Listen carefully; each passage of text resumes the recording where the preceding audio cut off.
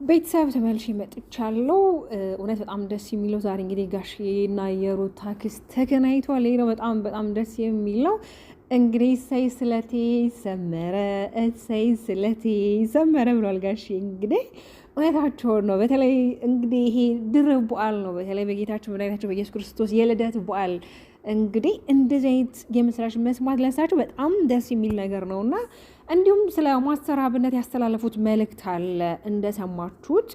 እውነት ለመናገር በተለይ በሶሻል ሚዲያ ላይ የሰው ልጅ ሳይሞት ሞተ እያሉ ፖስት የሚያደርጉ አሉ። በእርግጥ ያው ሁላችንም እንሰራለን ሶሻል ሚዲያ ላይ ጥቅምም እንዳለው ጉዳት አለው። ግን የሰው ልጅ ሳይሞት ሞተ ብሎ ፖስት ማድረግ በጣም ከባድ ነው። እውነት ለመናገር የገና በዓልን ስናስብ ማስተር አብነትን አለማሰብ በጣም ንፉግነት ነው። ማስተር አብነት ማለት በጣም ለእናቶች፣ ለወገኖች፣ ለተራበ ለተቸገረ ሰዎችን ሳይጠየፍ ሰዎችን የሚረዳበት እንኳን ሙመንቷ እንኳን እንዴት ታስደሳች እንዴት ሰው ልብ ላይ ሰርስሮ እንደሚገባ እንዲሁም አንዳንድ ሰዎች ሰውን ሲረዱ ይጸየፋሉ።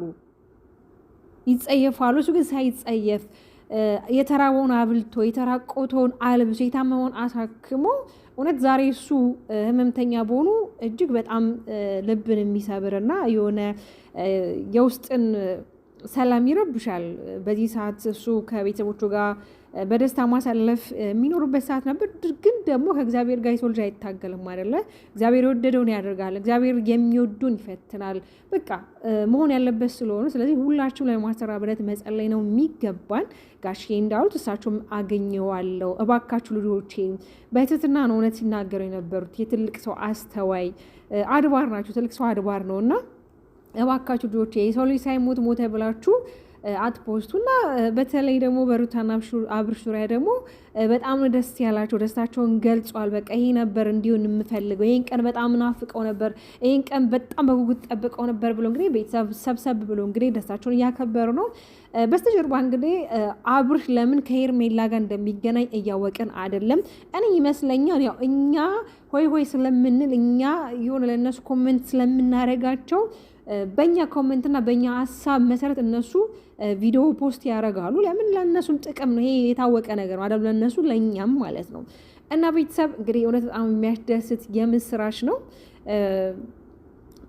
እውነት አስባችሁታል? በቃ እንደዚህ አይነት ቤተሰብ ነው እኛ የምንፈልገው። ይሄ ቤተሰብ ነው አንድ ላይ እንዲሆን፣ ይሄ ቤተሰብ ነው ጥምረቱን እንዳይለይ አብዛኛው ሰው እየጣረ ያለው። እንግዲህ አብርሽ እንግዲህ በጎን ምን እያደረገ እንደሆነ በጣም ግራ የሚያጋባ ነገር ነው።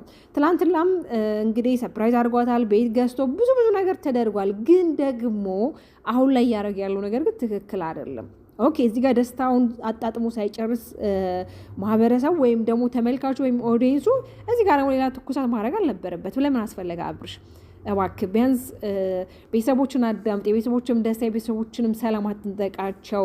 የልዑል አባት ማለት ነው። አሁን እኮ አንተ አባት ነህ። በቃ ክብርና ሞገስ አለክ፣ ዋልታ ነህ፣ ምሰሶ ነህ። እንደ ኧረ ተው አብርሽ፣ ጥሩ አይደለም እያረክ ያለከው ነገር ተው። ለእኛም ደስታችንን አጣጥመን ሳንጨርስ ለምን ብለህ ራሳችንን እንድንወቅስ አታድርገን። ጋሽዬ እውነት በጣም ደስ ብሏቸዋል። በቃ